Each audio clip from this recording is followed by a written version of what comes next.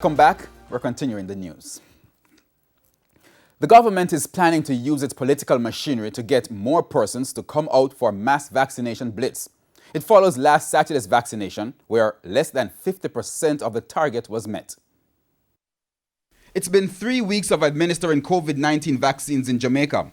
So far, 37,508 persons have been inoculated. This is below the take-up the health ministry was anticipating, even for Saturday's mass vaccination at the National Arena. The target was 1,000.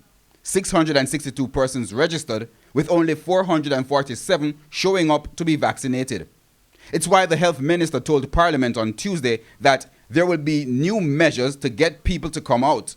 Firstly, as of the next blitz on Saturday, April 3, 5 political representatives will be working with the Electoral Office of Jamaica to identify and bring out the elderly. What it will mean, Madam Speaker, is that each of those members of Parliament will bring out or target 100 citizens in their constituencies, 75 years and over, and we will take from the official appointment list otherwise, because those persons will also register. They will assist in registering those persons.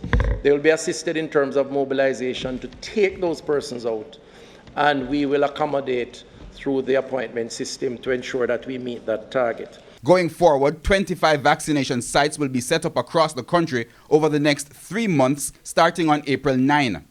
In addition to the National Arena in St. Andrew, Dr. Tufton listed the Celebration Church in Portmore, the Seventh-day Adventist Office in St. Thomas, the Montego Bay Convention Center in St. James, the Lucy Anglican Church in Hanover, the Denby Showground in Clarendon, St. Mark's Anglican Church in Manchester, St. Matthew's Anglican Church in St. Elizabeth, the Bahia Principal Resort in St. Anne, the Trelawney Multipurpose Center in Trelawney, the Gale Civic Center in St. Mary, and in Portland, the Folly Oval.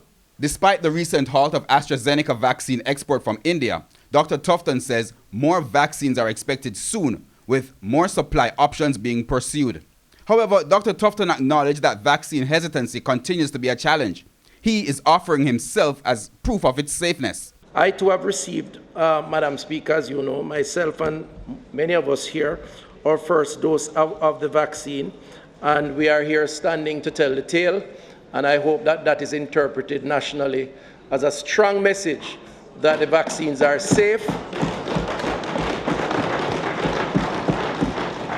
and represent a very important response to ending the significant threat that COVID-19 represents.